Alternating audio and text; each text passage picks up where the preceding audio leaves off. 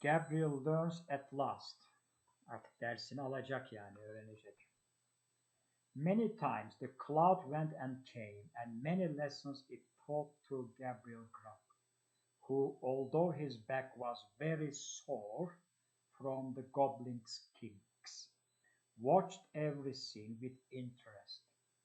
He saw that men who worked hard were cheerful and happy, and he saw that even for people who had no education, the beauty of nature was a never-ending joy. Çok güzel bir ifade. The beauty of nature was a never-ending joy. He saw that men like himself, who scoffed at the cheerfulness of others, were the most evil creatures in the world. And most important of all, when he compared all the good in the world with all the evil, he suddenly realized that it was a very pleasant world after all. Burada anlıyor artık bakın. As soon as he had realized this, the cloud which had just covered the last picture now began to spread around him. One by one, the goblins faded from his sight. Bakın bu fade'i de değişik anlamlarda kullanabiliyorsunuz. Çekip gitmek anlamında, uzaklaşmak anlamında da kullanabilirsiniz. Gözden uzaklaşmak anlamı daha da iyi olur. And as the last one disappeared, he fell asleep. The day had dawned.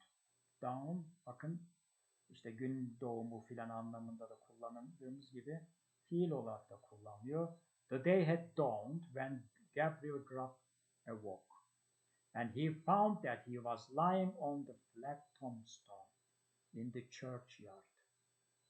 His coat, spade, and lamp were scattered on the ground, and were all white with new snow.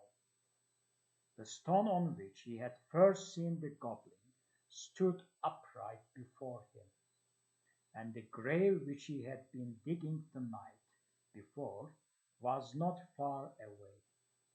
At first he began to wonder if his adventures had really happened. Bunu bir rüya olup olmadığını düşünebiliyor bakın. But he felt a great pain in his back when he tried to stand up. And then he knew he had indeed been kicked by the goblins. So he stood up as well as he could, and after he had brushed the snow off his coat, he put it on and moved off towards the town. What happened to the grave digger? But he had changed, and he could not bear to think of returning to a place where no one would either believe his story or believe that he had changed.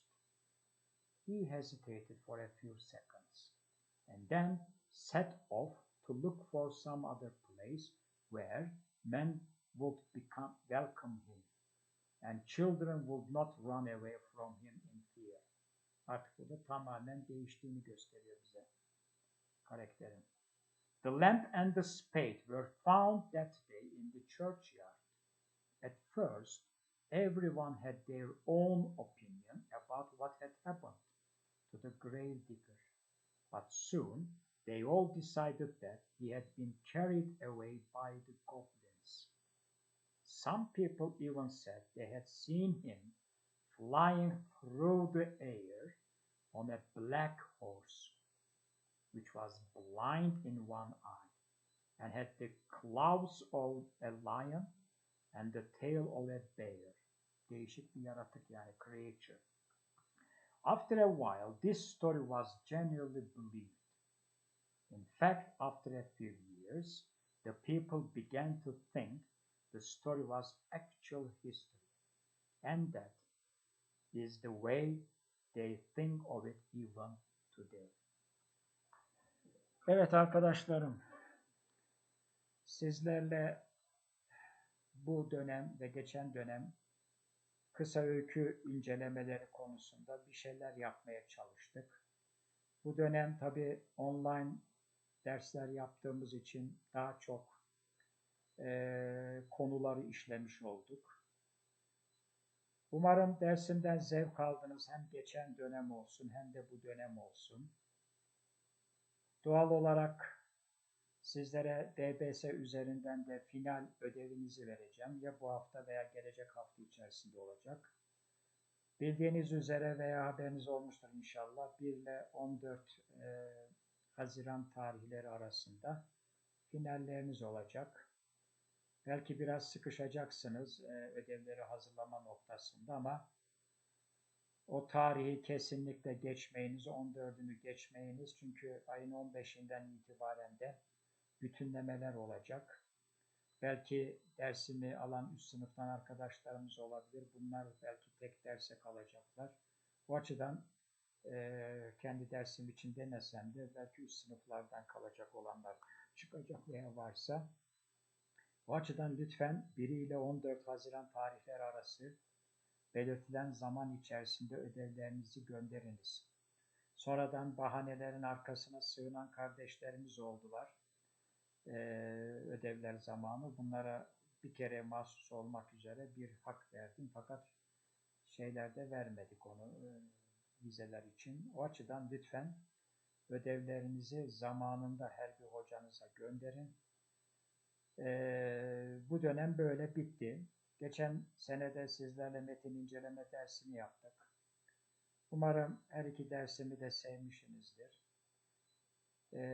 Dönem bittiği için de belki sizlerle yüz yüze görüşemeyeceğiz ama sizlere güzel bir final dönemi diliyorum.